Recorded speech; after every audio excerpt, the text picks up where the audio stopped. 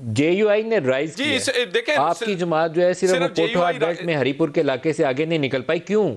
वजह क्या है? कभी आपने तज्जिया किया है देखें इसका? सिर्फ अपोजिशन में सिर्फ रहते हुए आप इमरान देखें, खान मैं के वही कह मेन रहा हूं, राइवल हैं, चैलेंजर है उसके। देखिए आपकी बात ठीक है, हम इसको एनालाइज कर रहे हैं और इस पे पार्टी अपना एनालाइज करके फैसला करेगी और पब्लिक को भी, अपने वोटर को भी इत्मीनान में लेगी।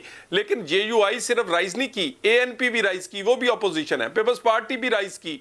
आजाद देखें आप, अगर आप देखें, मैं एक एनालिसिस देख रहा था, 70% से जायद लोगों ने, अभी मैं कम कह रहा हूं, PTI के अगेंस्ट वोट दिया है, ऑपोजिशन को वोट दिया है, कहीं नून को दिया है, कहीं ANP को दिया है, कहीं JUIF को दिया है। तो ये बहुत बड़ा अदम इत्मीनान है PTI जो उसकी JUIF का राइज है, गवर्नमेंट पे और उसके ज़रताज से लाने भी वालों पूछूंगा, पर। ये बड़ा मेरे लिए बड़े चंबे की बात है। पेशावर का सिटी मेयर जो है JUIF का जीत रहा और PTI आ रही और नून ने उसको सपोर्ट किया हुआ है इस इलाके में।